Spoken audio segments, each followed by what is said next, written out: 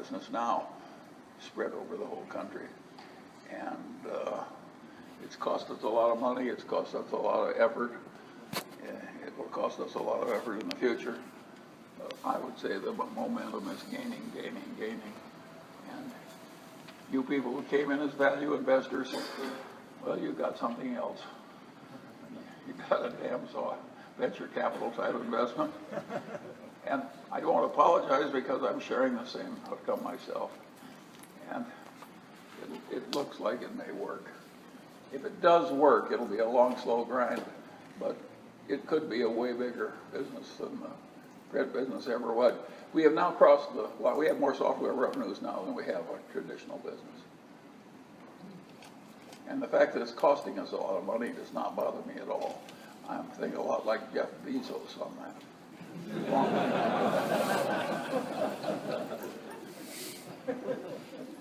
As long as we're taking territory away, I'm happy. I said to the directors, there's no point in being rich if you don't use it to compete effectively. So it's a very good question, but I regard it as a total fluke. It isn't what I've done in life. You can argue that Berkshire Hathaway has once created a business from scratch. It's worth a fortune, which is the reinsurance department. But it's something that we've done personally. We weren't once there, and we may eventually get one of it done here. If we succeed, it's not only good for the shareholders, it's good for the world. This whole system the government uses is very inefficient. It needs a lot of automation, and the software is very complicated, and the service is complicated, and it's very difficult, hard going. One of the reasons the opportunity was available is that it's a very impossible, difficult.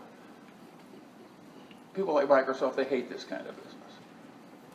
It's too hard. They have their own way of shooting fish in a barrel. I kind of like it because it's so hard, because I think we win, it'll be hard to take away. Well, that's probably the best question anybody's ever asked at this meeting. That's a tough one to follow up. It's very important. It affects the whole future of the company. You have earlier said that one of the most important things you picked up from Darwin was the value of objectivity by forcing yourself to search for disconfirming evidence. What important thing did you pick up from Einstein that you didn't know before? Well, I didn't know anything about relativity until Einstein taught me. I wasn't smart enough to figure it out for myself. And of course we look for disconfirming evidence. One of the directors said very simply, we should make a list of everything that irritates a customer, and then we should eliminate those defects one by one. And of course, that is the way to compete in a service business. And it involves continued fanaticism and so forth.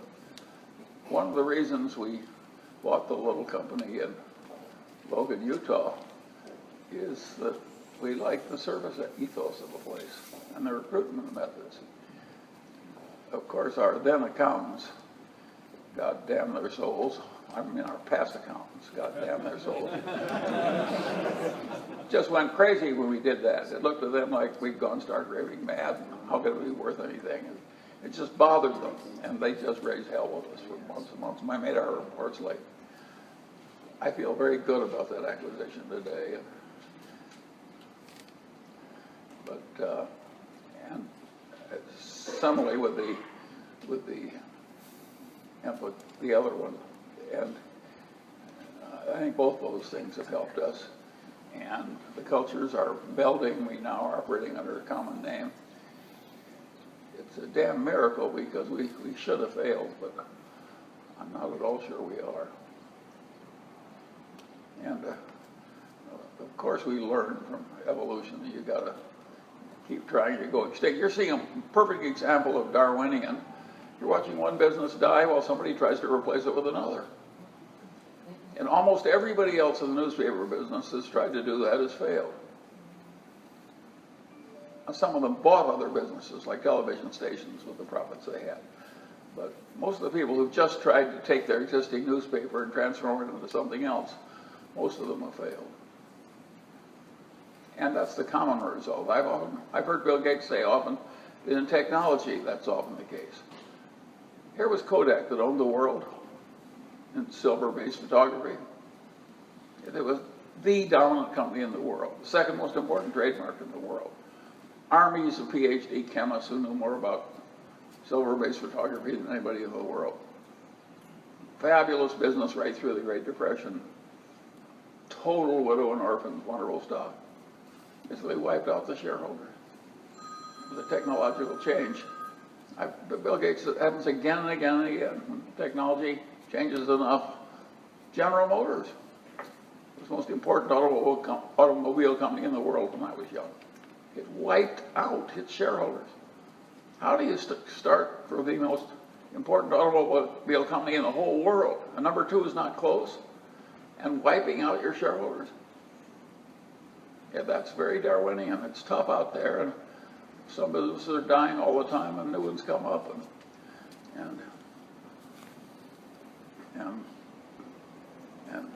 technological change is one of the hardest things to cope with, which is why so many people fail at it. Now, IBM, on the other hand, went from butcher scales and God knows what to Hollerith machines, which they totally dominated the early computer. And then when those became obsolete, they dominated for a long time the big electronic computer. That was a miracle. That's a real rarity. And of course, when the other revolutions came along, IBM has failed a lot. And it's normal to fail when there's a big technological change. It's hard to adapt to a world that's different. And what's really weird about it, look at the age of these people up here.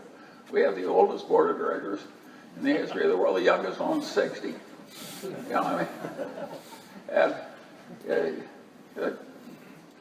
the chairman is 91. Should we be climbing Half Dome with one arm and one leg? But I'm telling you, we are. And I don't understand computing.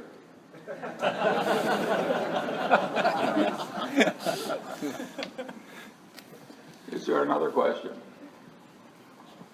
Hello, Mr. Munger. My name is Alex Weissmund. I had an interesting question. Speak up a little. I had mic closer. Sorry. I had an interesting question given the room. I wanted to get your opinion on activists and investors. There's a lot of, I guess, play in the news this year, last year, especially with Coke. I wanted to get your opinion. Well, I never liked the pomposity of the old system where the board of directors was absolutely permanent and the bureaucracy did as it pleased.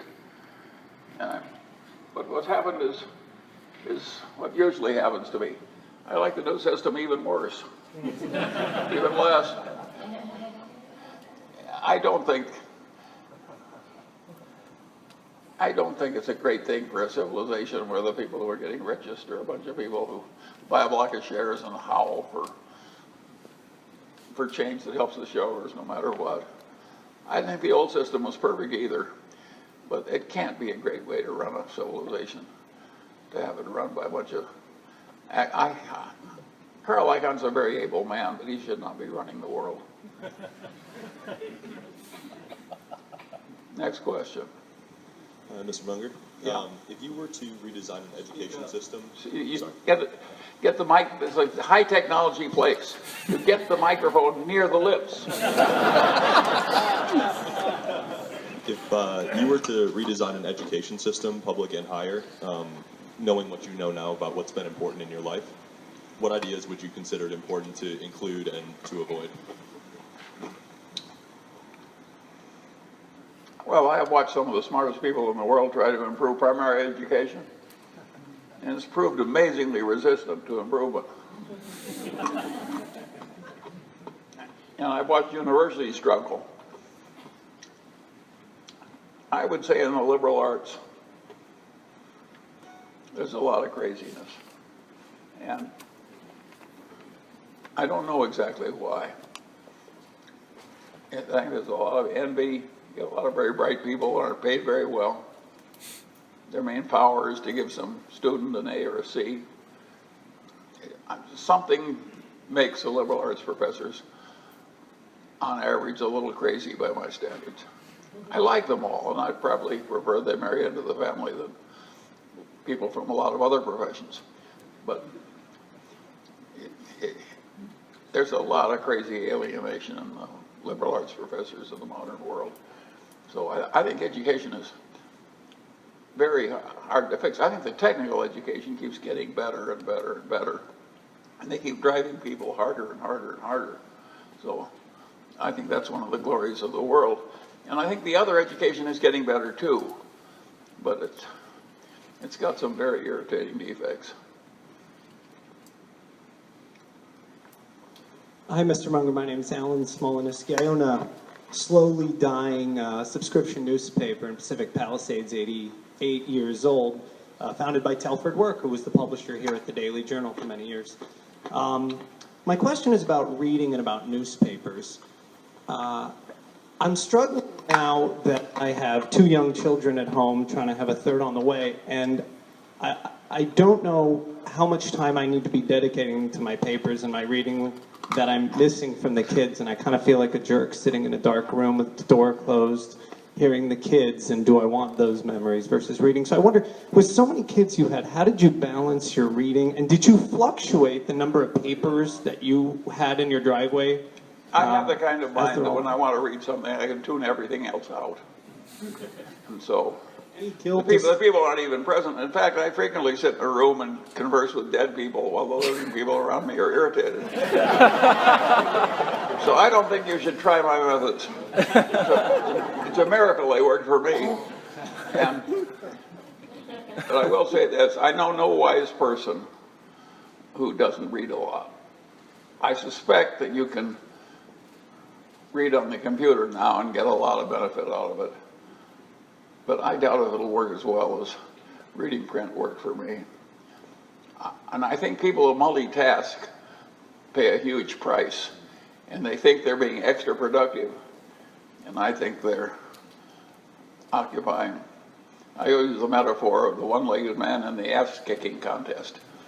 I think when you multitask so much you don't have time to think about anything deeply, you are giving the world an advantage you shouldn't do. And practically everybody is drifting into that mistake. Concentrating hard on something that's important is, I can't succeed at all without doing it. I did not succeed in life by intelligence. I succeeded because I have a long attention span. My name is Leroy Hyde from Austin, Texas. I have 2 questions. One was going back to a question about education, reading, writing, arithmetic, and reasoning. How do you ever teach anybody reasoning? And Say it again. Reasoning. How do you teach children reasoning? And then the second question is about the Federal Reserve, the largest religious facility in the world, which is the faith in the almighty $100 bill.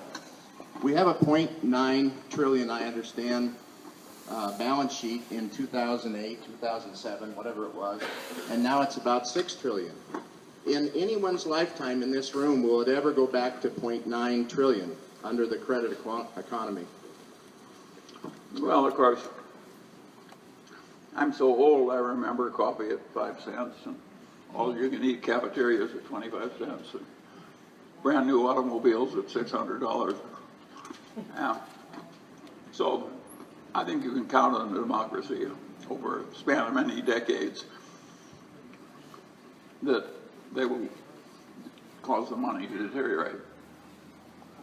You know, I think that will continue because of the nature of man. It may even accelerate eventually. I have been pleasantly surprised after the heavy bouts of inflation we went through and the experiences places like Italy and Argentina and Brazil, the way I anticipated more trouble than we actually had. In my lifetime, in the last 50 years, the common stock averages counting dividends. It produced about 10% per annum pre-tax. I don't know what the percentage of that is real gain and how much is inflation. Well, let's assume it's 7% real gain and 3% inflation. I regard those figures as unbelievably good. I think if somebody my age has lived through the best and easiest period that ever happened in the history of the world.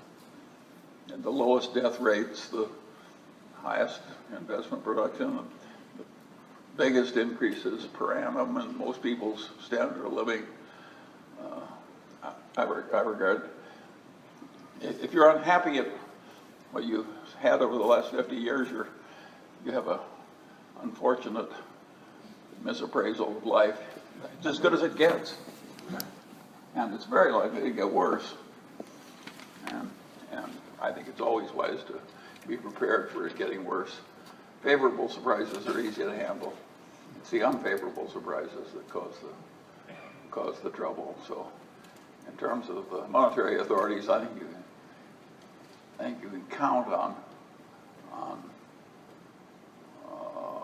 the purchasing power of money to go down over time. And I think you can almost count that you'll have way more trouble in the next 50 years than we had in the last. I regard what we've just been through. The net death rate from war, from everything, Steven Pinker is right. It's the most fabulous period that ever happened. And of course, the technology is changing so that a few nutcases could really, they could make the World Trade Center look like a picnic. So I think we should all be prepared for adjusting to a world that is harder. I think this is a follow-up question. My name is Raimondas Nincevičius. I'm originally from Lithuania, now from Boston. I wanted to ask a follow-up question, kind of. What do you think about societal change because of the labor displacement by technology and, accelerating of that? Well, that's an example of what I'm talking about. If you're going to have free trade and better communication, more efficient container ships and so forth, obviously the people who once dominated, and they get all this new competition from very talented people who've been held down by stupid governmental systems and Malthusian traps, and they're suddenly unleashed. Of course that competition hurts the people who formerly were in the privileged position. It isn't because the Federal Reserve didn't do something right, or the politicians are unfair, or the rich people are mistreating the poor.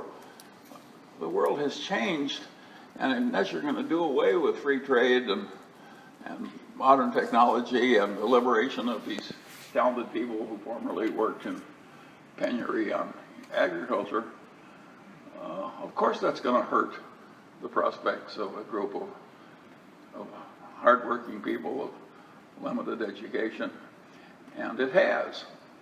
And it is very hard to fix. And people assume that all you have to do is tinker with the politics and you can fix it. Well, that's what they tried to do in Greece. I think the Greek solution is idiocy. If we're going to prosper, we have to work. And we have to have people subject to carrots and sticks. And if you take away the stick, the whole system won't work. And of course, you can't vote yourselves rich. It's an idiotic idea. Of course, a successful civilization ought to have a social safety net. But I don't think that. Look what happened to Japan. They were the export powerhouse of Asia. And up rose China and Korea. All of a sudden, and Germany got way better. All of a sudden, they're not the export powerhouse. Well, of course, if you have a wonderful monopolistic position and some more talented people who work harder, well, of course you're less rich. These damn economists keep looking for the ways they handle the Federal Reserve System in Japan or something. Think of how stupid that is. The solution is really obvious of why they lost. They got huge competition they didn't formerly have. And they were an export powerhouse. The Japanese were better at quality control and so forth. Other people learn to play the same game. You know how the Koreans came up from nothing in the auto business? They worked 84 hours a week with no overtime for more than a decade. At the same time, every little Korean came home from grade school and worked with a tutor for 4 or 5 hours in the afternoon and the evening, driven by these tiger moms and what have you. Are you surprised when you lose to people like that? Only if you're a total idiot. Next question. Hi, Mr. Munger.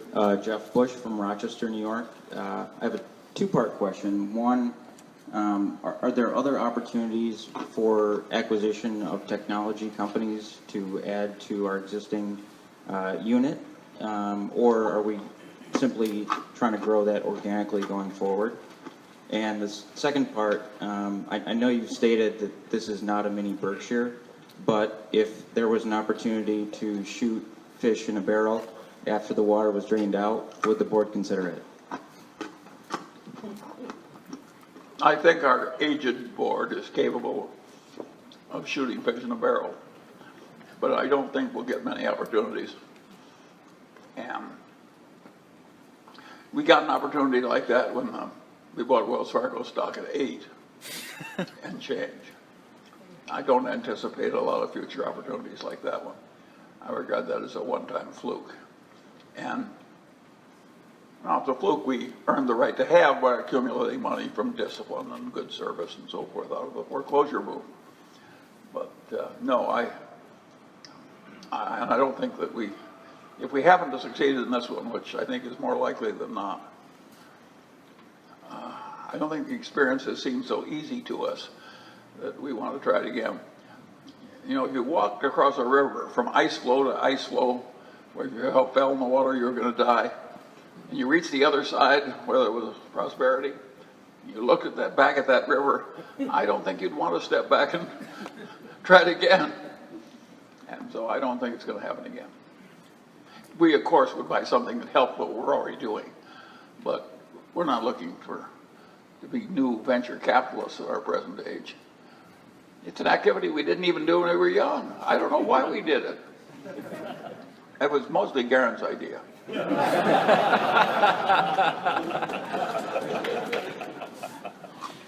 Thank you, Mr. Munger. Thank you, Mr. Munger. I have two questions. The first question is on what morning rituals you've used over the past, either when you were a younger lawyer or today, that that has helped your productivity over the years. And the second question is, would you like to? No, let's repeat the first question. Are there any? Get the mic a little closer to your mouth. This technology is too much for me. Actually, no. Do you have any morning procedures or rituals that you use to which you might attribute your tremendous productivity in life? There's a first question, and the second question is, do you have any comments on the passing of one of the greats of 20th century, Lee Kuan Yew? I'm not following the second question. Oh, yes. Well, that's. Well, I like people who serve me puffballs. Number one, I eat whatever I want to eat. I've never paid any attention to my health. I've never done any exercise I didn't want to do. The idea would improve my life. And if any successes come to me, it came because I insisted on thinking things through. That's all I was capable of doing in life, was thinking pretty hard about trying to get the right answer and then acting on it. I did never learn to do anything else. So all these people who think they're going to get ahead by jogging or something, more power to them. As far as Lee Kuan Yew is going, I just realized I'd made a mistake when he died. I'm going to commission a bust of Lee Kuan Yew and stick it somewhere important. That is the most important governmental leader. It's the most important nation builder that ever existed in the history of the world. There is no other record equal to Lee Kuan Yew's. Unbelievable achievement. A malarial swamp turned into a modern civilized powerhouse, and then using that example to utterly change and transform China. And not only China, but Vietnam. It was the example of Lee Kuan Yew that the North Koreans, of all people, turned to turn Vietnam into a powerhouse that's civilizing. There's never been a career like Lee Kuan Yew's. He did two things that strike me, demonstrate how smart he was. There was one person in Lee Kuan Yew's high school that was smarter than he was. His wife. And it was a female 1 year older, so he married her. And of course his son is, all the children are successful, and the son is the Prime Minister of Singapore. Yeah. This guy just is very rational. And other people went for the lady with the most curvaceous whatever. He hired the one that got higher grades than he did, and she was the only one who did. And he had this practical judgment. Peter Kaufman loves the story of when he came to power. He's surrounded by Muslims who hate him. He has no assets, no army, no nothing. He's in a dangerous position. He realizes that in his new nation, he has to have an army. And he asks the world to help him create an army, a defense system. Everybody in the world declines. After all, it's a malarial swamp. And one country says, we'll help you. And it was Israel. He said, how can I have Israel help me when the Muslims hate Israel and I'm surrounded by Muslims who hate me? He solved his problem. He accepted help from the Israelis and he told everybody they were Mexicans.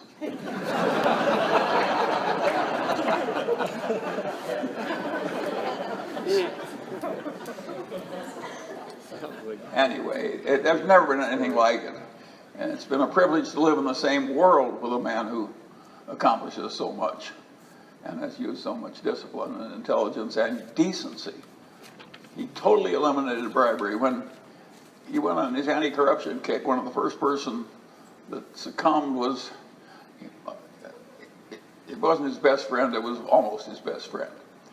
And when the guy committed suicide, the wife came to him, was also a friend, and said, Chinese culture, committing suicide is a loss of face for the family.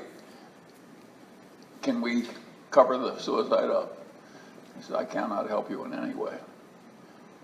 This guy was very tough about getting done what had to be done. Singapore was a very corrupt place.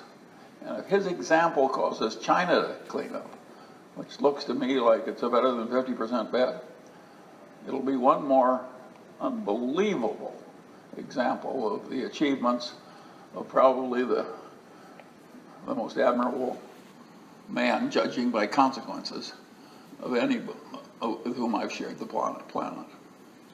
So I'm glad you mentioned him. How are you smart enough to know how good Lee Kuan Yew was? What's your background? I just read about you all the time, that's all.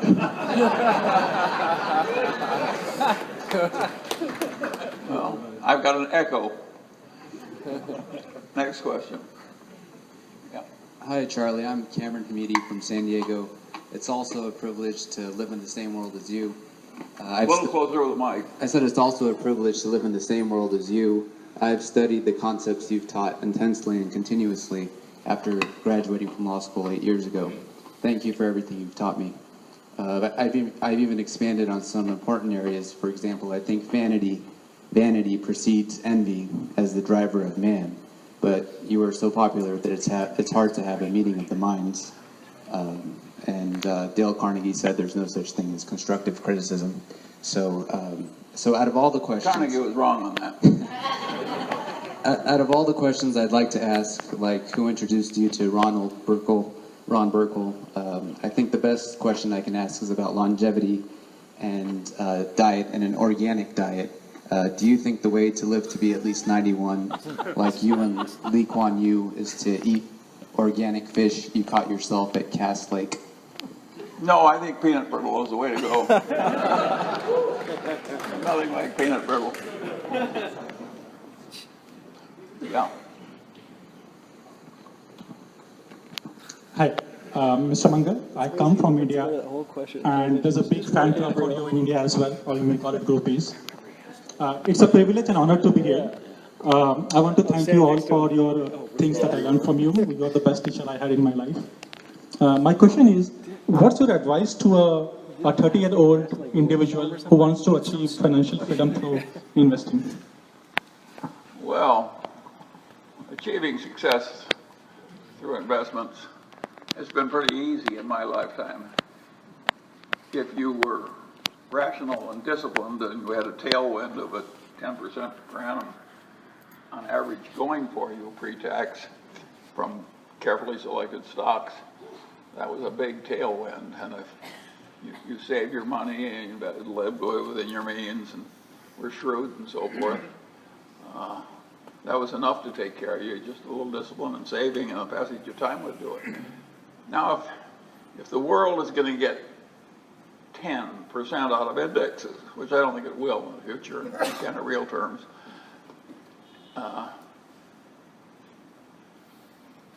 getting more has proven to be quite difficult. And some of you who come along later are finding that if you stay in the big stocks, it's damn near impossible for most people. And when things are damn near impossible, maybe you should stop trying. That was not my system, but I do not recommend my system to everybody. I do as a way of life, but I don't think all you have to do is read Charlie Munger and you get rich. If it were that easy, why, this place would be a football stadium. Charlie says the way to get rich is keep $10 million in your checking account in case a good deal comes along. By the way, that was the advice of Howard Amundsen to a young bunch of starving graduates. Rich people sometimes get a little pompous. Mr. Munger, this is Rishi Gosalia. Thank you for having us. I'm from San Francisco Bay Area. I engineer at Google. You said you like shooting fish in a barrel when the water is drained out. I had a question about the Posco position, the daily journal portfolio. I've heard you say it's a low-cost producer. Talk about the Korean productivity. Right now, the steel prices are at all-time lows. What are you talking about? The Posco. Oh, Posco, yes, okay. Why did, would you like to give us your thoughts on It's why a very interesting example, as a matter of fact, which shows how hard the world is. That is the most efficient steel company in the world. And it had pretty close to a local monopoly of a whole country for a long, long time. And in spite of that, in spite of having some very important steel technology that they have and nobody else in the world has, Posco is selling like an ordinary commoditized steel company. It's very, very hard to avoid being commoditized in high-powered competition in the modern world. When places like Dow Chemical, have all their complex chemical products commoditized, in spite of the fact they got thousands of PhD chemists, and people as talented and brilliant as the people who created Posco just find the market's flooded and the price is bad and so forth. It shows how hard and dangerous it is to make money in a commoditized business, and how many businesses that you formerly thought were hugely advantaged can be commoditized. So you've done a wonderful service to this meeting by raising the cost of Posco. Posco is an excellent example for everybody to think about. It really shows how hard it is. Charlie, Greg Stevenson from Toronto. So thank you for having your AGM here in sunny LA. You have said in the past a private mortgage insurance solution is flawed. Can you talk about why you think the current insurance system with Fannie and Freddie works, and talk about some of the problems with bringing in private capital into the mortgage insurance market? Well, you remember what private insurance did when it caused the big financial crisis, and finance went plumb crazy in the United States. Crazy and immoral. That is not a good combination, crazy and immoral. And they added a third. They were deeply full of pride about the fact they were crazy and immoral. And so that was really, and they damn near caused a catastrophe. And the people who did it have one thing in common. Not one has any shame at all. I've never seen anybody who contributed significantly to the creation of the great financial crisis with shoddy underwriting, lousy bonds. I've never met anybody who contributed who was ashamed of himself. It was always somebody else's fault, or maybe the government's fault. And that's just the way it is. So we have stumbled by accident in reaction to a crisis into what we did. All the things we did were great expedients given the terrible problems we had, and it's working after a fashion. The main risk is that given the political pressures, the government will start going crazy the way everybody else did, in reducing the standards and so forth. When you keep trying to enable your citizens to vote themselves rich by various stratagems, like unlimited credit to people who don't deserve credit, which is really a dumb idea. You'd think people would know that by now, but I don't think they really do. So I'm satisfied with the current system, provided they keep the standards up. But of course, they don't want to do that. They want to lessen them as fast as they can, and that's what the politicians will keep urging them to do. I think it's a terrible idea, but I don't think there's anything wrong with having a conservative system like the FHA was in the Depression and so on, that happened to involve the government. And letting private agencies and private insurance do what they please, we've shown how well that works. Our unregulated, wonderful people in finance. I think I'd rather trust some pathogen. Next case. Hello, Mr. Munger. My name is Andrew Choi. I'm from Toronto, Canada. I'd like to get your thoughts on American Express. Do you think its moat has narrowed recently? Well, I don't think it was desirable that it lost its contract with Costco. Again, that's an example of how tough capitalism is. Obviously, other people were willing to do it a lot cheaper. And it just shows how tough a position that looks impregnable can be in modern capitalism. It's what makes everything difficult for those who already have some money. I think that's just the way it is. And American Express has had a long period of very extreme achievement and prosperity. And I think they'll have a lot of prosperity in the future, but I don't think it doesn't look quite so easy as it once did. Now, the head guy would say it's always been hard. He's been paddling hard. But, you know, we paddled hard too, and what good did it do us with the Daily Journal's print business? We paddled like crazy, didn't we, Jerry? Yeah. Yeah, and what happened? It just keeps receding, receding, receding. Welcome to adult life. Next case.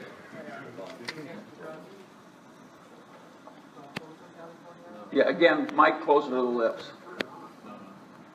Jignesh Gujarati from Folsom, California. Good. Thank you for having us here today.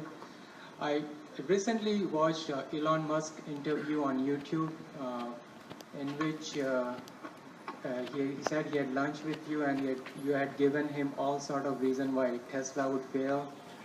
Would you be kind enough to educate us why you thought Tesla would fail, and would you be very specific why it actually succeeded, and if BYD can learn from some of its success? I think the auto business is very difficult, very competitive, and everybody has learned to make wonderful cars, and everybody already has enormous size and wealth and what have you. So I regard it as a very, very tough business. Now, Elon Musk is a genius. And so if anybody has a chance to do it, he probably is the man. But we have a saying at Berkshire that when a man with a reputation for genius takes on a business with a reputation for tough operating conditions. It's the reputation of the business that's likely to prevail. And I just think it's going to be that tough. Without government help, I think getting electric cars off the ground is really hard. And in China, it will work a lot better than it does here because their air is worse. But what Elon Musk really needs is to have the whole country have a disaster smog attack that kills everybody, kills a lot of people. Short of that, I think it's going to be very difficult. I mean, he's a genius, but he's going to have to be. Yeah. Thank you. My name is Doug Moan from Houston, Texas. Every year when I come to these kind of events, everyone asks you what you are reading. I'd like to ask you how you read. And when you are reading a book of significance and you appreciate that you are reading a paragraph or a chapter that's deeply meaningful, how do you retain and incorporate that information? Do you have a filing system? No, I don't. I've never taken notes. I've never kept notes when I was a student. I just read what I please when I feel like reading it, and I think what I think when I feel like thinking it. And that's my system. I don't think it's the right system for everybody, but it seems to have worked well enough for me to enable me to get by. Hi, Mr. Munger. Yeah. My name is Craig Bowman with Happy Value Partners. My question is about so-called robo-advisors, robo-funds. Will they complement current value or value investing? Or just thoughts on the subject. Well, the robo-funds are the index funds, the big ones. And you could hardly imagine more of a robo-fund than an index fund. And of course, they're beating 98% or something of the managed money if you over a long period of years, particularly the people who are managing billions. I just thank God that it didn't give me the assignment of managing a few $100 billion and beating the indexes. I would not have welcomed the challenge. It's very difficult, and I think the people who still have a sense and value in investing are people who are willing to work in less efficient markets very diligently and intelligently. But I think it is very hard to be a great value investor with $200 billion under management. It takes a long time to buy in, a long time to sell out. Other people copy your trade. It's just very difficult. Yeah. Phil Demuth, Los Angeles, California. Financial economists in recent years have sort of rediscovered that highly profitable, high-quality companies are better investments than other companies. They try to figure out where this idea came from. It takes them back to Buffett, and then Buffett points to Munger. But this is an insight that you seem to have had in the 50s or maybe the early 60s. Before you were an attorney, you weren't even Charlie Munger then. You were just somebody else. How did you hit on this idea? Well, everybody with any sense at all knows that some companies are better than others. What makes it difficult is they sell at higher prices in relation to assets and earnings and so forth. And that takes the fun out of the game. If all you had to do was figure out which companies were better than others, an idiot could make a lot of money. But they keep raising the prices to the fact where the odds change. And I always knew that, the market. They were teaching my colleagues that the market was so efficient that nobody could beat it. But I knew people who beat the Parimutual system in Omaha. I know more about horses than other people. I knew it was bullshit. And when I was very young. And so I never went near business school, so I didn't get polluted by the craziness. I never believed it either. I never believed there was a talking snake in the Garden of Eden. I had a gift for recognizing twaddle. And there's nothing remarkable about it. I don't have any wonderful insights that other people don't have. I just have sort of slightly more consistently than others, I've avoided idiocy. Other people are trying to be smart. All I'm trying to be is non-idiotic. I find that that's all you have to do to get ahead in life, is to be non-idiotic and live a long time. It's harder to be non-idiotic than most people think. Yeah. Carter Posner from Atlanta. As chairman of a major hospital, can you speak to us about Obamacare? Well, of course, that's one of the most complex subjects on earth. And of course, the system that medical care has evolved into the United States has much wrong with it. On the other hand, it has much that's good about it. All the new drugs, the new devices, the new operations. Medicine has taken more territory in my lifetime than it took in the whole previous history of mankind. It's just amazing what's been done.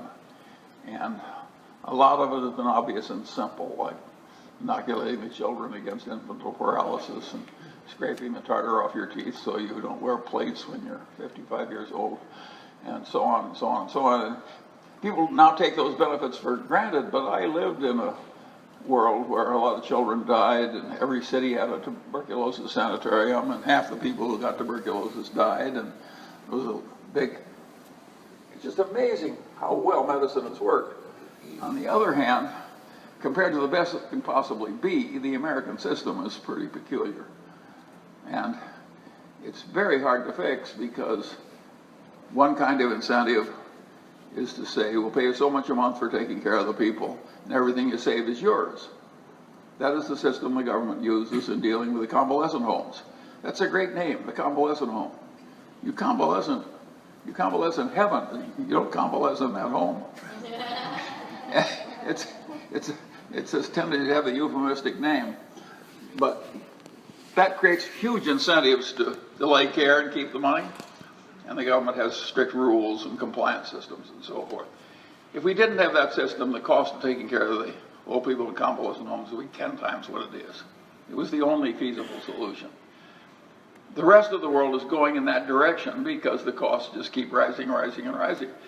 If the government is going to pay A, anything he wants for selling services to B, who doesn't have to pay anything, well, of course the system is going to create a lot of unnecessary tests, unnecessary costs, unnecessary procedures, unnecessary interventions.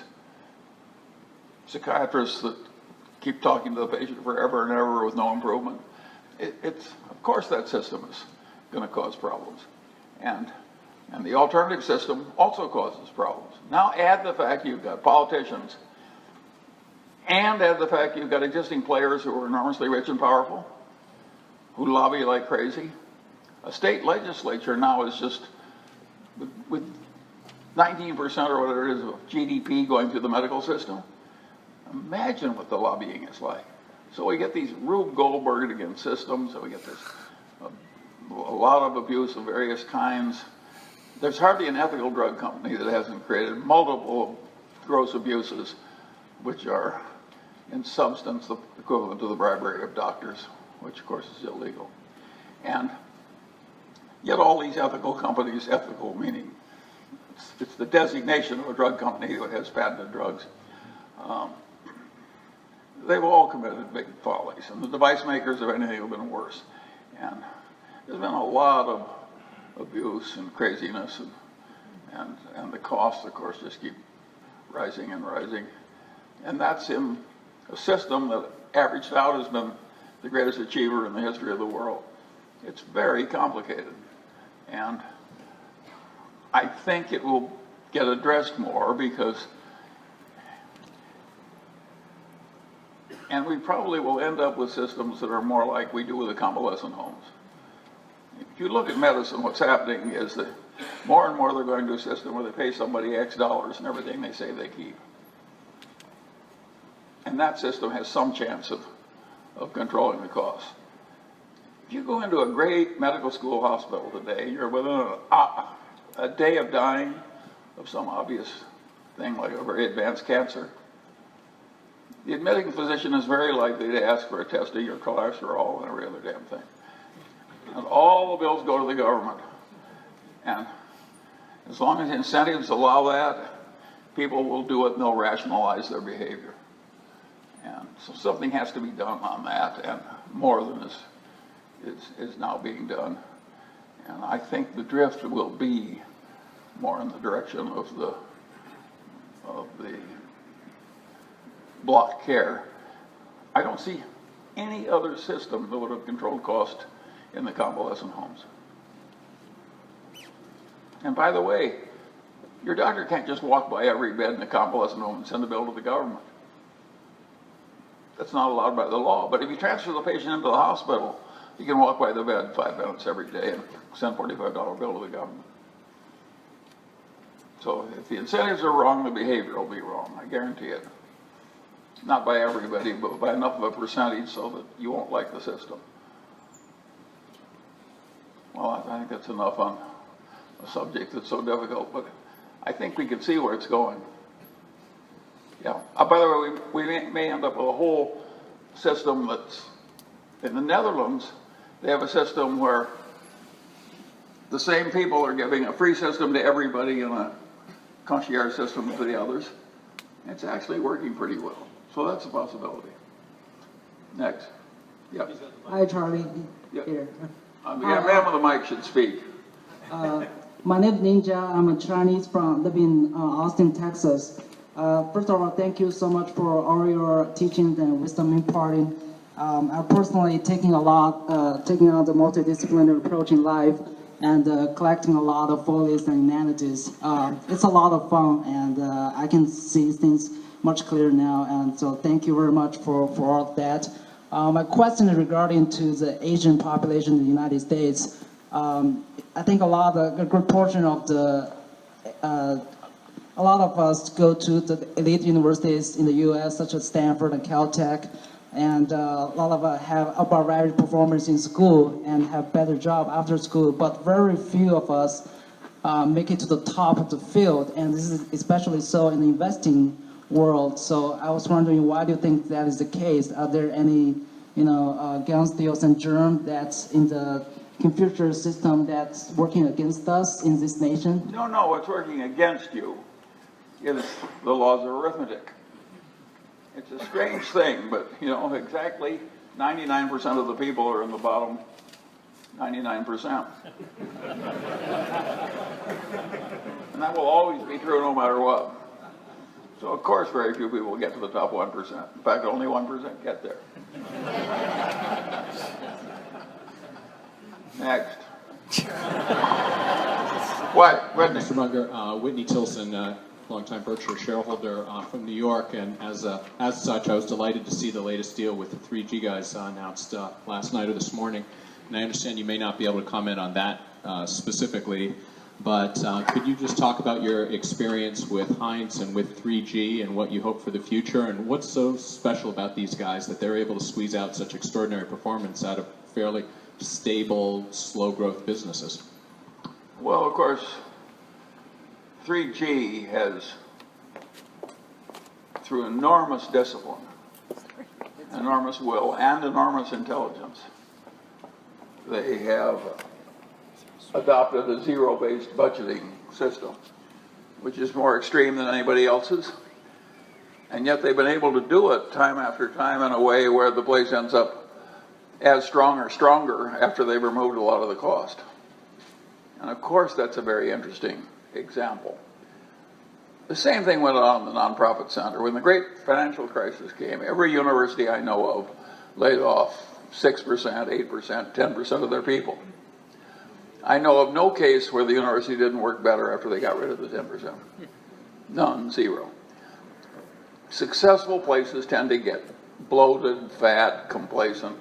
It's the nature of human life.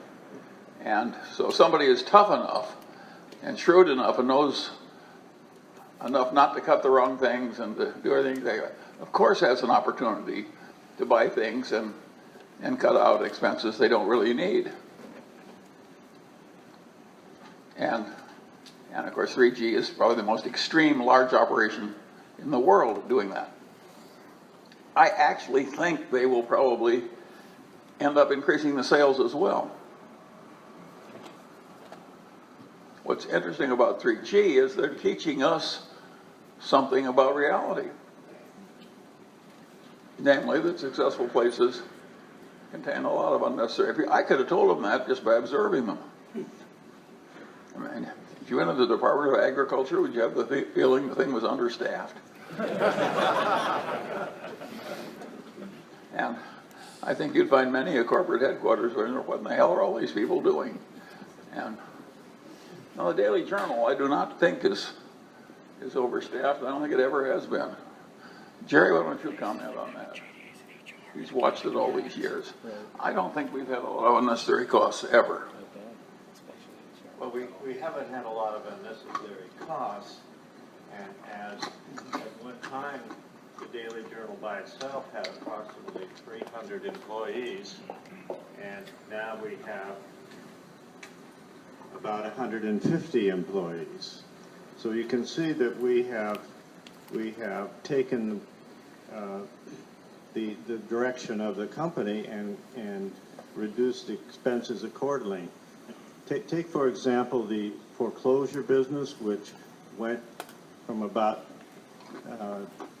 2006 to 2010 or 11, just like that. We added 1.5 people to handle all of that additional work, and when the boom went the other direction, we eliminated the 1.5 plus maybe a little bit more. And so we try to be ahead of the game in terms of anticipating and certainly using technology, because that's the way we were able to handle that particular sequence of events. Yeah, but normally, if you're just super successful, if the sky just rains gold, every vice president gets an assistant, and pretty soon the assistant has an assistant. It's just the way human nature works. It's sort of like cancer. And somebody who's really tough about that can remove a lot of costs, but only from certain kinds of companies. 3G would perish if it tried to reduce a lot of cost at the Daily Journal company. They would starve to death. Charlie? Yeah. Hi, my name is James Armstrong from Pittsburgh, Pennsylvania. Indexing has grown a lot in the last 30 years or so as a form of investment management for a lot of good reasons. You said a few years ago that if we ever get to the point where everybody's indexing, it's not going to work very well. Of course. I'd love you to explain a little more about that and what would that lead to. Thanks. Well, it's far enough away from happening so that I don't spend much time thinking about it. And I think human nature is such that it will never happen. So I don't spend much time thinking about what is almost certain never to happen. In the world as it is, indexing has gained a lot. And it probably should have gained a lot because it's quite rational. And it's bad for a lot of people who would otherwise be earning money as stock pickers. And it probably should have been bad for those people. It doesn't make it pleasant to have it happen any more than it helped Japan have a pleasant time when Korea came up so fast as a competitive powerhouse. And even more so when China rose. But I think indexing is here to stay. And I think it's a fact of life. And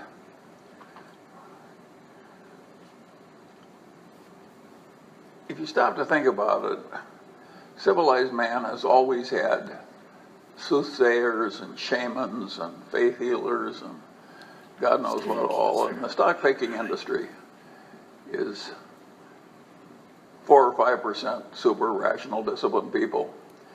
And the rest of them are sort of like faith healers or shamans. And that's just the way it is, I'm afraid. And it's nice that they keep an image of being constructive, sensible people when there really would be faith healers. It keeps the self-respect up. Charlie, Yeah. Wayne Peters from Yeah. Sydney. I'd like to just come back to Lee Kuan Yew. His main mantra, repeat what works, has been phenomenal, as you've highlighted today. What are the chances of that culture continuing with the current government and future governments in Singapore? Well, they're pretty good. Lee Kuan Yew left a base. He eliminated the corruption, made it hard to get in, and paid the people enough a lot. There's no real incentive to steal in Singapore. If you're either in Parliament or an advanced government administrator, you get paid very well. And Confucian civilization, you're admired and so forth. No, I think what he's left in Singapore will continue to do very well. But of course, he rose when he was doing it and China wasn't. Now Singapore has to compete with China. That makes it harder. So changes since his son or predecessor came in, for example, allowing casinos to come into Singapore. Well, I would have hated that. I treat that, the guy talked about envy. You make so much money running a casino compared to any normal human business. There are no inventories, there are no, it's like having a license to print money. And people just can't stand the temptation. So he organized a casino business, only foreigners can play, I know will ruin the locals. I would not have supped with the devil that much, but he was no longer really in power when that happened. Of course. And if he'd still been young, I'd like to think he would not have done that. I do not consider it desirable in the United States that we've created casinos everywhere and lotteries everywhere. That was not a desirable development in an advanced civilization. And the goddamn politicians that solve their short-term problems by bringing in this poison deserve to be in the lowest circle of hell, but that means that I'm consigning practically all of them there because practically all of them have done it. I can hardly find a place where they aren't putting in new casinos. And the advertising on TV, happy people winning at the table. Talk about false advertising. You should look at the desperate faces of people trying to get even at the table. It's just and imagine making your living putting those kind of images on television. I would rather it be in child prostitution. On that note, yeah. You and Jerry were talking earlier about pedaling hard in a business that was structurally challenged. I was wondering, how do you deal so well with failures and upsets and disappointments better than other people? I have so many fewer.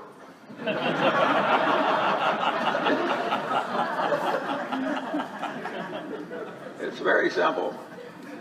An isolated example that's very rare is much easier to endure than a perfect sea of misery that never ceases. As a follow-up to that is, recently there's been, I think in some of the letters that you've written and talked about, there's a lot of talk about the benefits of trust. So all along you've talked about the trust, but it becomes helpful. It's just so useful. Dealing with people you can trust and getting all the others the hell out of your life, it's just, it ought to be taught as a catechism. The trouble with doing it is in the ordinary school you'd immediately cast about 40% of the people into oblivion. Nobody would even talk to them, and I'm not sure our egalitarian civilization is willing to be that tough. But wise people, you want to avoid other people who are just total rat poison, and there are a lot of them. When do you assess that how much do you let someone in, or how does someone earn that trust or disappoint or fail that trust? Well, you do it partly by experience. You get trust by deserving. The simplest way to get trust is to deserve it and just keep deserving it. It's just, what else is going to work as well? Now, the casinos try to deserve trust by having a happy winner appear on television. But do any of us trust casinos? Would any of us say, oh goody, when the daughter brings home a boyfriend who is living in the credit department of a casino?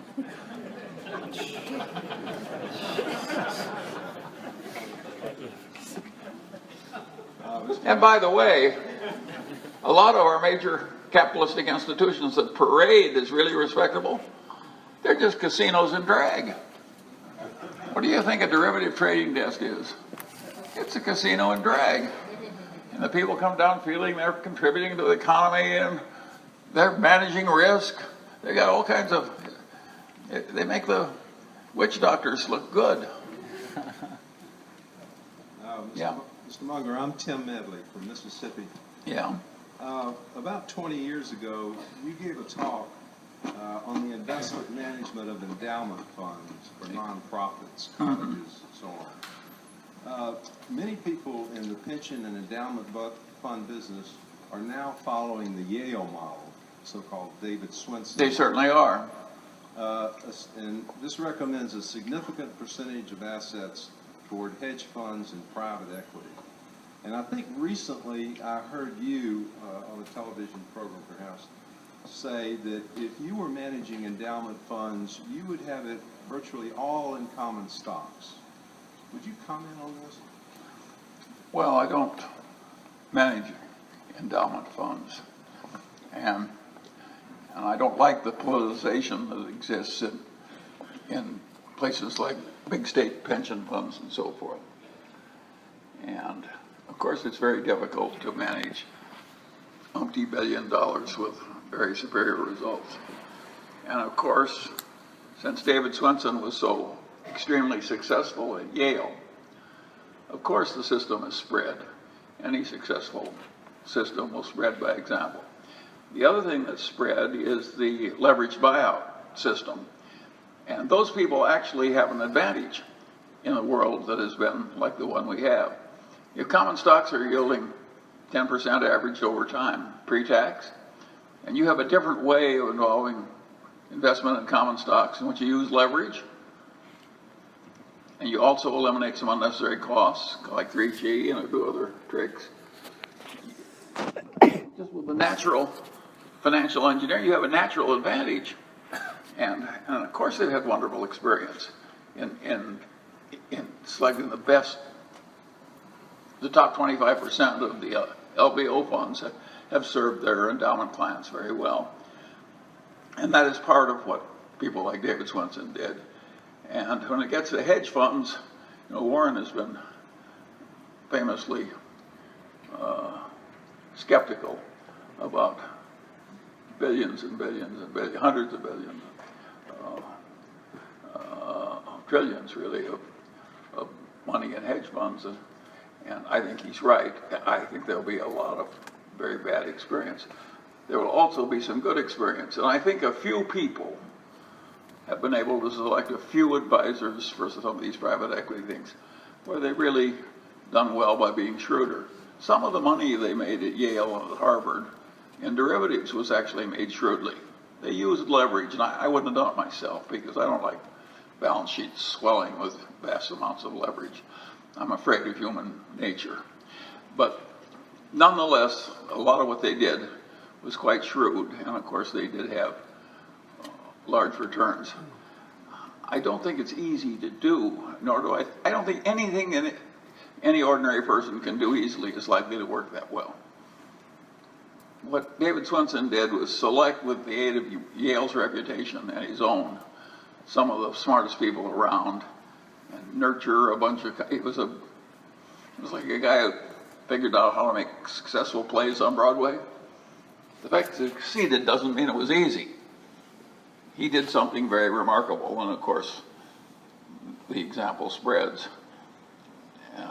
But I don't think there's any real easy solution for anybody. Anything that's really likely to work is likely to be hard. My question, so love, thanks, respect for your time. I actually followed Berkshire Hathaway when I worked at Sumitomo Mitsui Banking Corporation, one of the largest Japanese banks in the world. And I did look at Berkshire Hathaway, and I did follow the two stocks. So I wanted to ask you, being the CEO of two companies, I'm lovethingsrespect.com and .org, and being a female, I want to ask you the usage of new internet platforms for starting campaigns such as Kickstarter. What do you think about that? And I don't know anything about new internet platforms. all right, what advice would you give for early entrepreneur, CEO / young game changer? Let's say in the old way of thinking. Let's omit the internet. Well, I don't know anything about the new world of managing a big network based on computer science. It all came up and developed after I was too fixed in my habits to want to go back and learn to play a different game. And what I was doing worked well enough so I didn't feel deprived. So I just, I let it pass. And I wish everybody well that's good at it. I feel the same way about a guy that walks across the tightrope over Niagara Falls. It's his way of making a living, but I'm not inclined to try it. and so I'm not trying to outdo Page and his partner at Google. And I don't have any advice for young men who want to get rich. Basically, I think the desire to get rich fast is pretty dangerous. And my own system was to get rich slow. And it protracts a rather pleasant process. So I recommend my system to everybody. After all, if you get rich fast, all you can do is be robbed by your own employees on your yacht and so forth. Whereas if you get rich slow, you can keep yourself amused over a lifetime. So my advice to you is to go to the get rich slow system. Hi, I'm Jeremy Carr, entrepreneur from San Francisco. As an operator, I'd be curious about your thoughts on long-term defensibility. So any themes you've distilled from the thousands of companies that you've invested in or looked at? Or anatomy, sort of the first principles? We tend to look for easy decisions. And we find it very hard to find easy decisions. But we've just found enough, barely, to handle our own problems. And I don't have a system. Since I barely have enough for myself, I do not have a vast surplus to give to the multitudes. I'm not holding back on you, I just don't have it.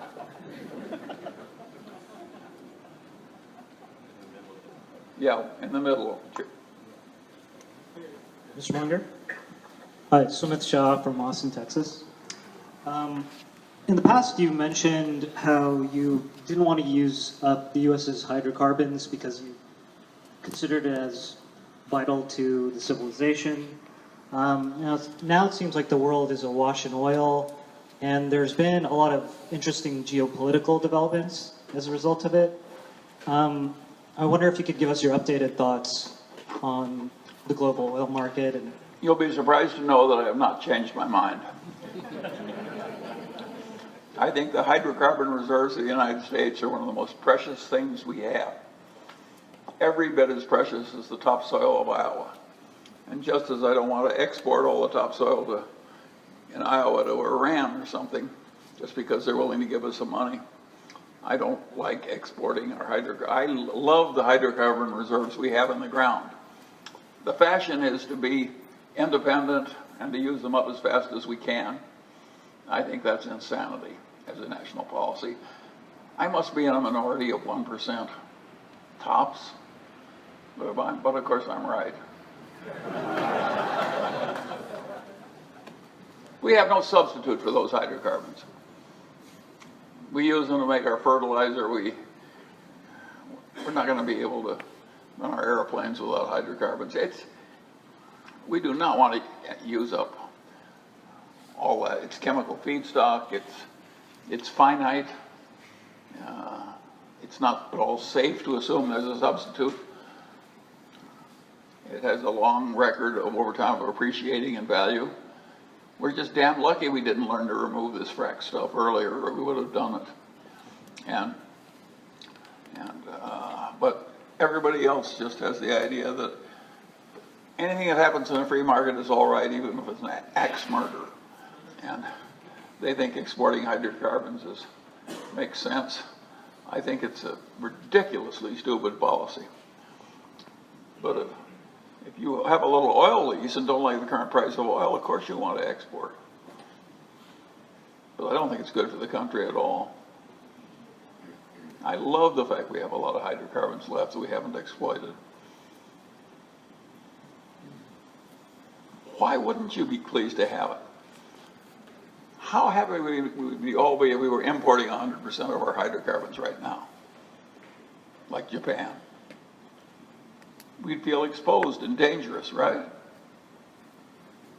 And we'd be right to feel exposed and in danger. And would we feel like some big power in the world that might prevent other people from misbehaving if we had no hydrocarbons at all and were dependent on others? No, I think the fact that that idea is so unconventional doesn't mean it was wrong. It just means other people don't think very well. Mr. Munger, thank you for holding the meeting. Jason Leader from Bel Air, Texas. You mentioned earlier about unexpected change and also technological change and the impact it's had on some industries such as the newspapers. Going forward, what kind of unexpected changes, or maybe I should say underappreciated changes or technological changes, do you think are most relevant, and which industries do you think will be most impacted? Thanks. Well, I think the one that affects, say, the next 50 years for you young people is I think it's very unlikely that we won't have some major catastrophes. I think we've had a very favorable period. But I don't think it's terribly constructive to spend your time worrying about things you can't fix. So I'm all for as long as when you're managing your money you recognize that terrible things can happen. And the rest of your life you can be a foolish optimist.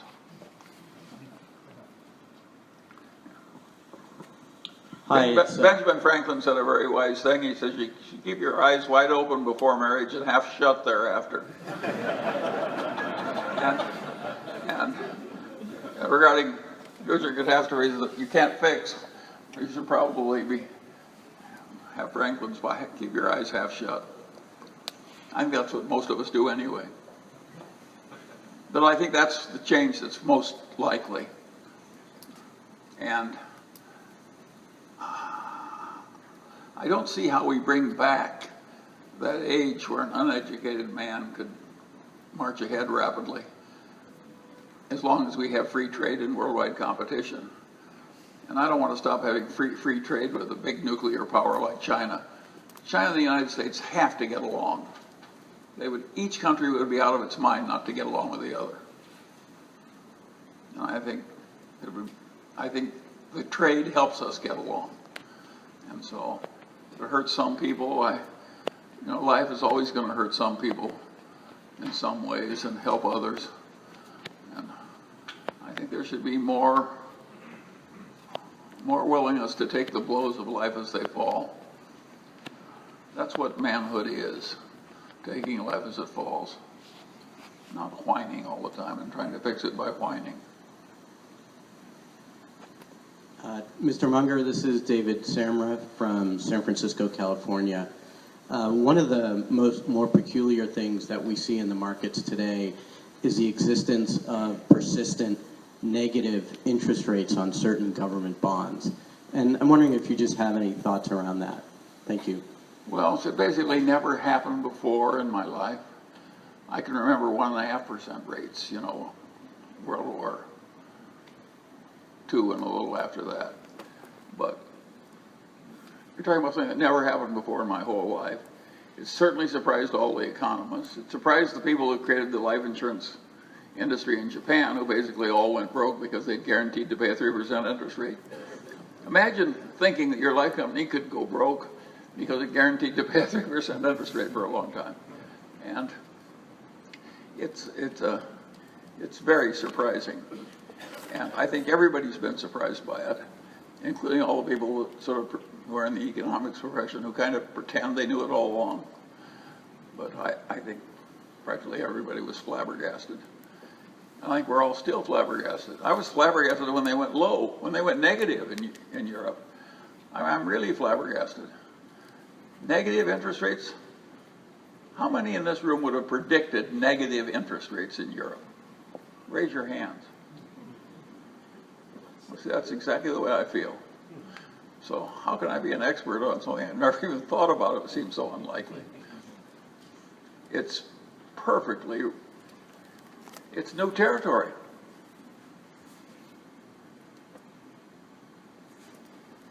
Edmund Karam, Orange County. Over here. I want to go back to Journal Technologies. You mentioned that getting into the software business is difficult, it's hard, and one of the things you're looking to do is solve the problems of your customers. Can you talk about what's challenging or difficult about it, and what are your customers' problems that you're trying to solve? Well, every government department needs all kinds of automation it doesn't have. And it's complicated, the systems interact with other systems. It's a very, very complex activity, and software is more and more important, and it's very, very difficult. And the governments have their own way of doing businesses that are created by history and local legislation and so forth. So there's nothing simple about it. It's plenty difficult. And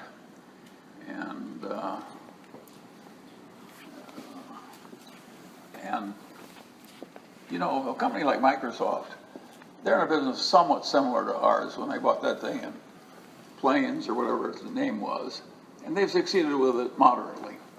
So even Microsoft finds it difficult to do anything but have moderate success when they buy some thoroughly proven software system, more or less similar to what we're trying to do. And there's nothing easy about it. But it's very necessary. It's a huge market. And the right idea, of course, is to really serve the customer correctly. And somebody's going to win. Thank you, Mr. Munger. Chris Cerrone from Middleburg, Virginia. Two questions. The first is, you've had a front row seat as the newspaper industry has gone into decline. You also have had a unique perspective with Cap City's ABC in the television industry, and I'm curious whether or not you see any parallels between what's happening today in television and what's happened to the newspaper industry. Well, the newspaper industry, of course, is easy. It had a revolutionary change in technology. And the worst single thing was to take the classified ads out of the paper, because that was the total gold mine. And I don't think that's fixable. And our newspapers they were impregnable local powerhouses and very constructive parts of the political system of the country. And of course, they've been enormously weakened. And I think that was not good for the country. I think it just happened by accident. We lost all these local powerhouses that could have total integrity because they had impregnable financial positions. And away they go. Television is a different thing. And I've been a little surprised how well television has survived the new world of the internet and cable television, so I mean the old broadcast networks and so on. But I'm not sure I understand the situation well enough to predict what's going to happen over the next 25 years. I'm a little suspicious about all the local incumbents. None of them look immune to me to technological change. I don't even understand. Something happened recently, which I watched in China. When the Berkshire Report came on, it created a great buzz in China. China is interested. We look Confucian to the Chinese. They like elderly rich men. We're trying to be wise. That's the Chinese system. And so we were getting a great buzz with the Berkshire Report all through China. And all of a sudden the buzz stopped.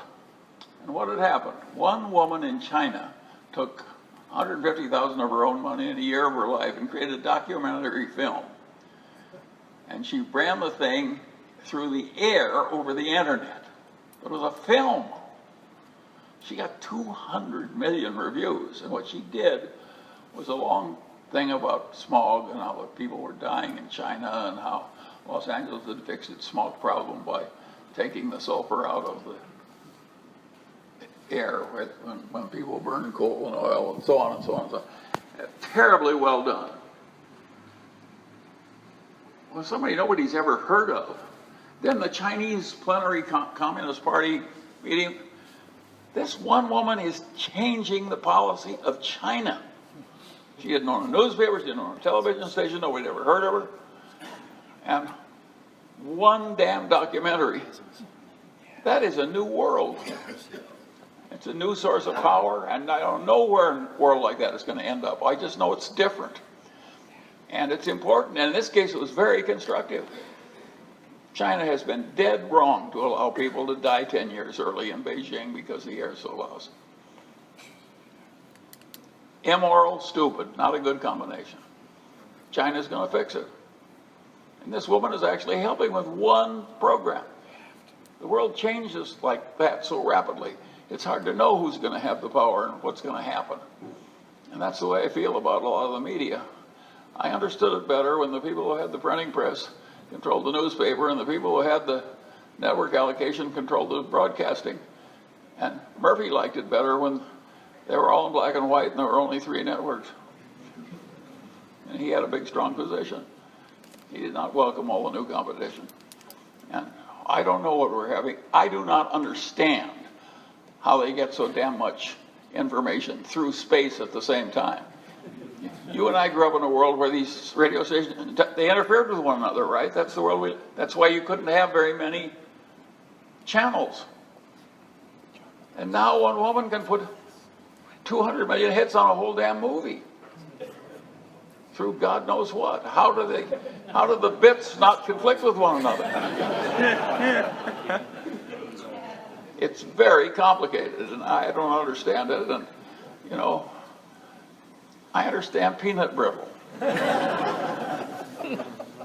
And Charlie, just as a follow-up on the question about low interest rates, are there any specific unintended consequences that you are concerned about now that we've had such a prolonged period of low interest rates, which are clearly altering folks' risk behavior? Well, I think something so strange and so important is likely to have consequences.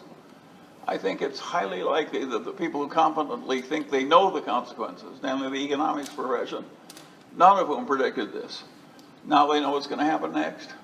Again, the witch doctors. I never wanted to be a witch doctor.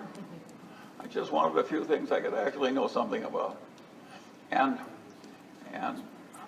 I wouldn't like a profession that required me to be a witch doctor. I mean, when you ask me what's going to happen, hell, I don't know what's going to happen. I regard it all as very weird. Have interest rates go to 0 and all the governments in the world print money like crazy and prices going down. Of course I'm confused. Anybody who is intelligent is not confused doesn't understand the situation very well. Yeah, I think that if you find it puzzling, your brain is working correctly.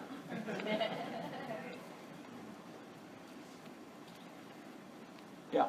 Hi, I'm Frank Quinn. I'm from Houston. My question for you is, what do you think in your mind is the least talked about or most misunderstood moat by the public that is highly important? Moat?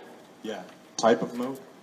Oh, well, everybody would like to have a misunderstood moat. I must say, you're the grittiest fellow that's spoken. All you want to know is have a moat that you can understand that other people don't. What a modest wish. So you're going to ask a 91-year-old man how to do it? It reminds me of one of my favorite stories. A young man comes to Mozart. Mr. Mozart, he says, I want your help. I want to compose symphonies. I want to be a creator of symphonies. Mozart says, you're too young to be composing symphonies. He says, but you were doing symphonies when you were 10 years of age, and I'm 21. And Mozart says, yes. He says, but I wasn't running around asking other people how to do it. That's the way I feel about your question. All you want is a misunderstood moat. Fair enough. Yeah, all right. All right.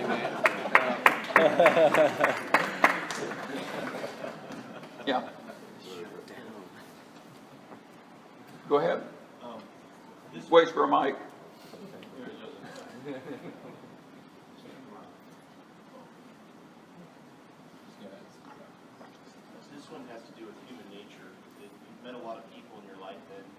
the mic. Hi, Max Flower from Marina Del Rey. This question has to do with human nature. You've met a lot of people throughout your life, and some of whom have been very remarkable.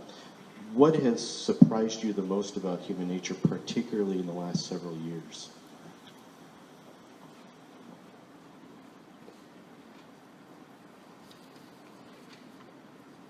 The one thing that has surprised me all my life is how many people of high IQs do massively stupid things. And it's now, if you go to academia, you go into a great faculty department. I said this once at the Michigan Law School. She says, nobody in my law school would be surprised by highly intelligent people doing massively stupid things. So it happens everywhere. But it is surprising how extreme the stupidity is and how talented the people are who do them. And I think the human mind was almost made to misfunction in a lot of different ways. And so I do think it's quite surprising, and it makes the world a very dangerous place, because the man with whom you trust, because he's your physician, your doctor, your investment manager, what have you, can go plumb crazy. And so I would say give an example what surprised me. I'm used to doctors who think a procedure that's good for them is good for you and are wrong. But in Redding, California, a couple of doctors rose who gave everybody who consulted them open heart surgery. And they really convinced themselves that everybody needed open heart surgery, that this kind of, a normal heart was a widowmaker. And that if you replaced it with carbon or nylon or something, they were way better off. They did massive amounts of open heart surgery. Now, I expect the worst of human nature, but they had the feeling they were doing the right thing and really helping the patients. That surprised me. I'm always being surprised by something like that. It seems impossible. How could anybody behave that way? And how could it go on for year after year? Tenet was sending its other executives up there to learn how to run this, other hospitals this way. And by the way, the surgical results were wonderful. Nobody survives open heart surgery better than the guy who doesn't need it at all.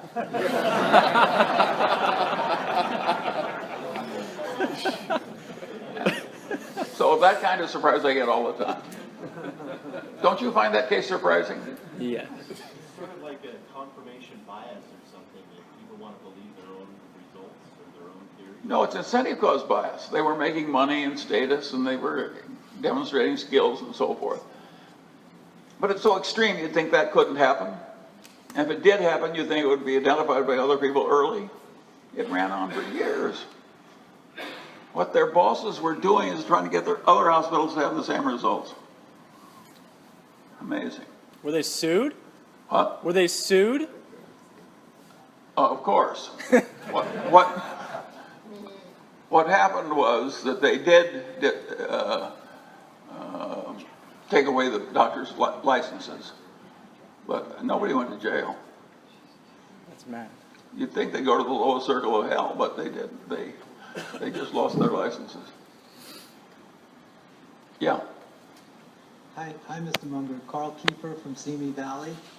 When might you believe the software industry will catch up with the law profession in the form of reduced billable hours due to processes and systems? I wouldn't hold your breath. I do think there is some trend to limit the idea of hiring a lot of young people and have them all bill 13 hours and so on, and try and increase the billable hours. And that, it's not just the law profession. The consultants do it. Lots of people do it. The accountants do it. It's just, again, human nature operating. But I do think in law you're seeing the elements of rebellion. Some clients are insisting on different systems. It's gone too far. Hi, I'm Jungu from China. Actually, the question about Singapore again. The first point is actually even in China, there are debate about if China should learn the Singapore's management style, because this type of very tight management style may be only a very tiny place like Singapore, a city-state. I don't know your opinion. You will think it will really work like that in a big country, for example, China or India or even United States. And the second point is, because recently Mr. Lee just passed away, so there are a couple of articles mentioned. Actually, Lee himself talk about, say, it's not about smartness or intellectual. It's about he just applied the British legal system. So I just mean, for me, if I look at that, it's the characteristics of those management style, or you say the combination, it's more like in the one party than plus the legal system. Well, what China adopted from Singapore was not its total management system. It adopted its system of economic management of business. It had private ownership of business and so forth. And before that, the Chinese government had owned practically everything. And Li Lu never felt that his exact Singaporean system with its democracy would necessarily be the right place for China immediately. It may well be that some other model will work better for a place as big and as backward as China was. And it may well be that the system that the Chinese lucked into by accident, when they took part of what was done in Singapore, it may have been about right for China. China's weird combination of authoritarianism and free enterprise has worked wonders for the economic output of China. And Lee Kuan Yew's example had a lot to do with it. But he didn't think necessarily that what was right for a small city-state was right for a whole backward country of a different nation. But I think almost everybody with any sense in China admires Lee Kuan Yew. It's hard to think of a person of a Chinese, what would you call it, racial identity, country identity. It's hard to think of anybody who has a more credible record than Lee Kuan Yew in the history of the world. He's hugely admired in China and deserves to be. And of course, people are proud of him, Yeah, which sure. they should be. Yes, sure, but it's like maybe... But nobody thinks that just his exact solution. But I do think the anti-corruption part of China, that was right out of Lee Kuan Yew's book. But I think if you think about this, if talk about one party plus the legal system, it might be the case in Singapore. If you think about like more than one party plus the legal system, that could be the case in Hong Kong, right? And Hong Kong, no corruption in the government official too. There's no question about the fact that Hong Kong has been hugely successful. But China had a lot of corruption. While it increased its GDP at 8 or 9, 10% per annum for decades. They weren't perfect, but it was a lot of achievement from where they started. The whole thing is just very, very interesting, but what's really interesting is how much influence on this outcome one human being had. And he started as a leftist labor leader. Perfectly amazing. I wish it could happen more often. Mr. Munger? Yeah. Armin Karakashian from Irvine, California. Back here. I had a question about the appropriateness of the use of debt in investments. What methods would you use to quantify the appropriate amount of debt in an investment, whether it be real estate or private equity or a public corporation? Well, I think the appropriate amount of debt varies with the circumstances, so I don't have any general rule. Generally speaking, if you're in a thing as uncertain, say, as running a big complicated enterprise, there's a lot to be said for having a lot of extra wealth and liquidity. You're a huge social safety net if you're a controller of capitalist power? Do we want them all leveraged to the gills so they can buy back the maximum amount of stock? They are big social enterprises that should have reserves of safety. And the idea they should all leverage themselves to the gill to please a bunch of activists strikes me as it'd be like taking all the safety margin out of the bridges on the theory we'd save steel. It's a dumb idea. Hi, Mr. Munger. Alex Rubalcava from Los Angeles and owner of Zero Daily Journal shares. But I'm a Berkshire owner. You talked about indexing and its effect on investing. Could you speak about the growing market share of indexing and the effect that will have on the relationship of shareholders to the companies that they own and the relationship between It's likely to have a significant effect over time because now you got a bunch of permanent owners. The people who run the index funds are now, in effect, they are permanent owners. They can't sell. And yes, of course, they will drift into using more of that power. And will it be used intelligently, the new power? I doubt it. I doubt it. But then I have a certain natural cynicism. Yeah. Can you speak to the general level of market prices today? If you had all your money in a tax-deferred account, would you be tempted to increase the level of cash? Well, you're asking me for a position I don't occupy in life. And if you said, Charlie, how would you practice dentistry if you'd been a dentist? I might not be able to give you as good an answer as I could about something I thought about a lot. I'm content owning virtually 100% stocks, but I really think I own stocks that are better than other people's on average, and therefore my decision is easier. What I would have to do if I had to own average stocks like everybody else, I'm not so sure. I've carefully avoided that fate. And I've been able to do it for a lot of decades. Now the margins are not what they used to be, but you know, an old man is lucky to have any advantage at all. Yeah. Hi, my name is Anish. I'm from San Francisco Bay Area. My question is regarding moats of technology companies. Louder. My question is regarding moats of technology companies. Do you think companies like Google and Apple have long-lasting moats, considering that they are right at the center of technology, or is the fast-changing technology makes their moat too thin? Yeah. I am not an expert on the moats of technology companies. And the reason, by and large, I don't own them is because I do not understand whether or not their moats will last or not.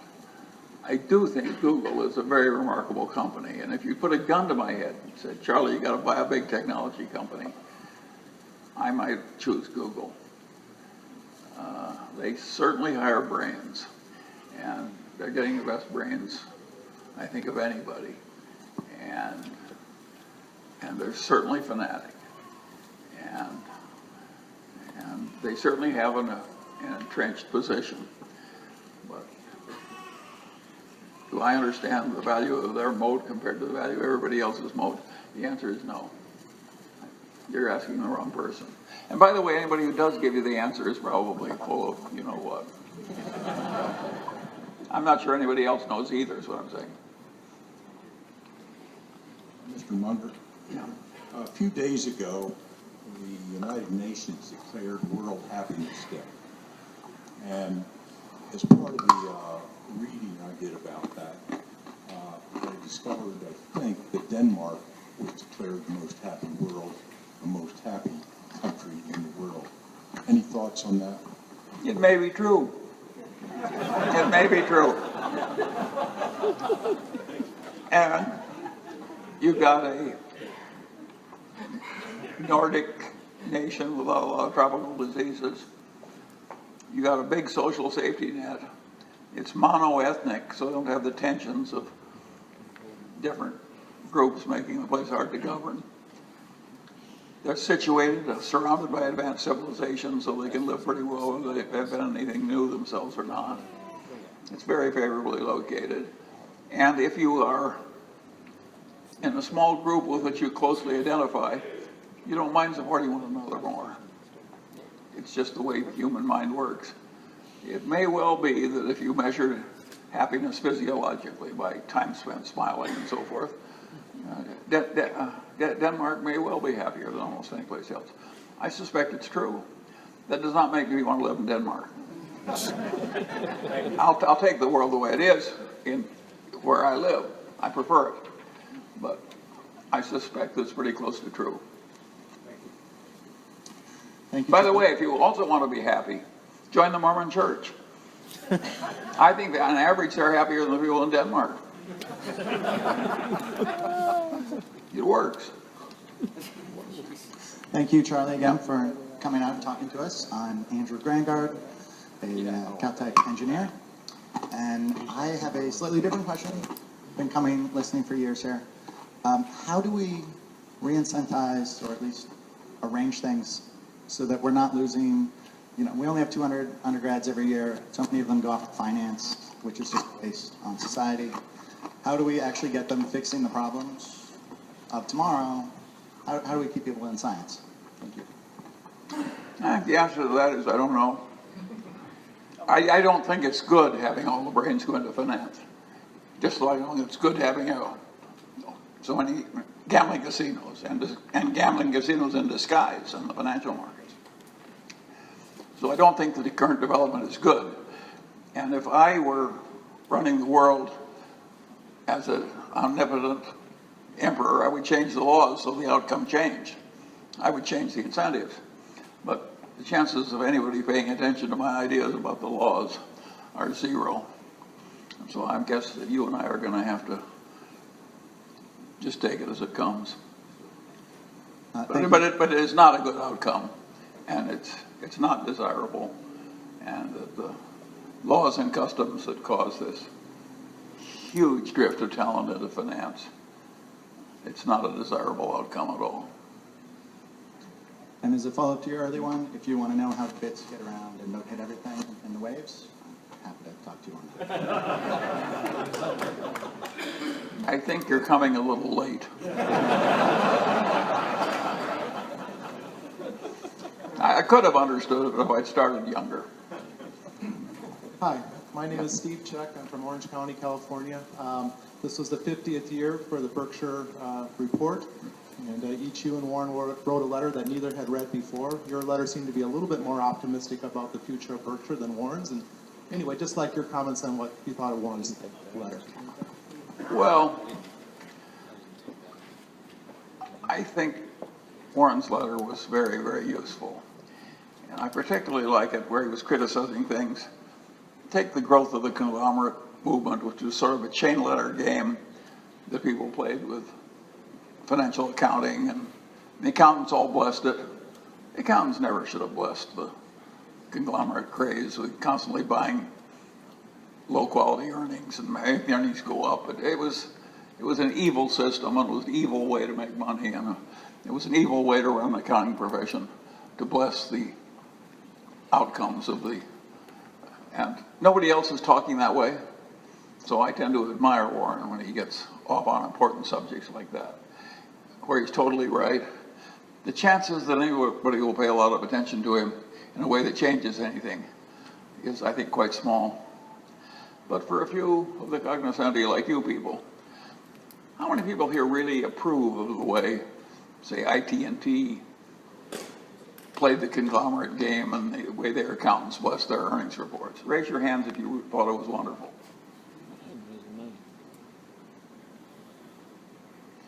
The answer is it wasn't wonderful. And so I like what Warren did. Nobody else is doing it. What other CEO is saying that American financiers and their accountants grossly misbehaved for a long time? Nobody. Well, I think it's useful when somebody does that. And he's totally right. It was awful. It was awful. And the fact that everybody went along with it, including the investment managers, and it's still happening. Valiant, the pharmaceutical company, is like ITT come back to life under Harold Janine. Except the guy's worse. Worse. So it's just like my story about the unnecessary heart surgery in Reading. You know, however bad you think it is, somebody actually comes by and does it worse. It wasn't moral the first time, on the second outcome it's not better. And people are enthusiastic about it. I'm holding my nose. That's the only correct response. Yeah. Mr. Munger, at the Wesco meeting about 20 years ago, you were asked a question, and I think it was, what do you consider the most important invention of the 20th century? This was about 1995. And I was surprised by your answer, but you said it may be air conditioning. And you then talked about huge swaths of the United States that really were tropics before air conditioning. What would you say today has been the most significant invention of the last 100 years? Well, it's hard not to say the internet. We had the good transportation. We had the airplanes, the trains, the air conditioning, the good pharmaceuticals, and so on. But having the internet and the instant cell phone and the little portable computers, the iPads and so on, that's what made this one woman in China change a whole governmental outcome who didn't have any power before. And it's having other dramatic changes, including destructive changes of investments.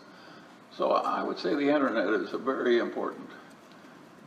Don't you think everybody feels that way? I do. Yeah. Hello, Charlie. Eric Spiron from about two more questions. Irvine, California. Yeah. Just wondering, you mentioned Mr. Abel in your letter, and I want to ask something about utilities. You also mentioned Elon Musk earlier. He's out having, kind of a hell of a time trying to disrupt autos, but it looks like he could have more success in utilities. Berkshire's put a lot of money behind Mid-American Energy. How do you see that playing out? Very well. I think it'll work out very well. Again, we're trying to do the right thing by the regulators, the customers, the engineering, the safety, you name it. I think it'll work very well for Berkshire. I think it'll work very well for the customers of Mid-American Energy. So I wish I was as optimistic about everything as I am about that one. I regard that as almost a no-brainer. Hi, Charlie. Jordan Flanago from Thunder Bay, Canada. I just wanted to know what separated Henry Singleton from other people that developed conglomerates, and why you and Warner seem to respect him. Well, we respect Henry Singleton. Very simple reason: he was a genius. Henry Singleton never took an aptitude test where he didn't score an 800 and leave early. And he competed in the Putnam, the major mathematical symposium in the United States. Even when he was an old man, he could play chess blindfolded at just below the grandmaster level. He had an awesome intellect. It was so far into the top 1,000th of 1%. So he was very interesting in that respect. This was an extreme intellect. And of course, he did create a conglomerate because it was legally allowed at the time, and he did it the way everybody else was doing it, and he did it better, and he made a lot of money. When they ran out of favor, the stock went way down, and he bought it all back for less than it was worth. And of course, he died a very wealthy man. He was a totally rational human being in things like finance. What I found interesting about Henry Singleton, and has interesting educational implications, is I was watching both Henry and Warren invest and operate at the same time. So I had two great windows of opportunity to examine human nature. What was interesting to me was how much smarter Warren was at investing money than Henry. Henry was born a lot smarter, but Warren had thought about investments a lot longer. And Warren just ran rings around Henry as an investor, even though Henry was a genius and Warren was a mere almost genius. I found that just fascinating, just absolutely fascinating. And Henry was very rational. He was quite similar to Berkshire in some ways. Henry never issued a stock option. He had certain commonalities with Warren that were just logical outcomes. That is my last question because we reached the time when the directors meet. And besides, even for a group of addicts, you probably had all you can take.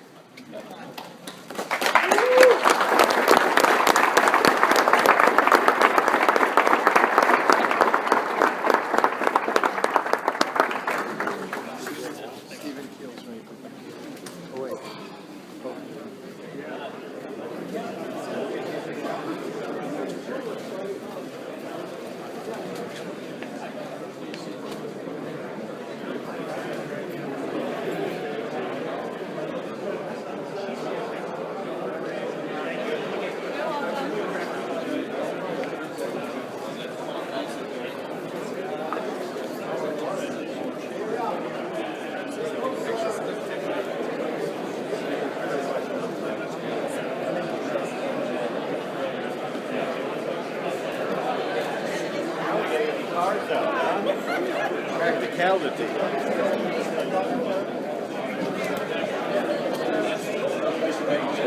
Did you enjoy it? Yeah. Oh, thank you. Well, I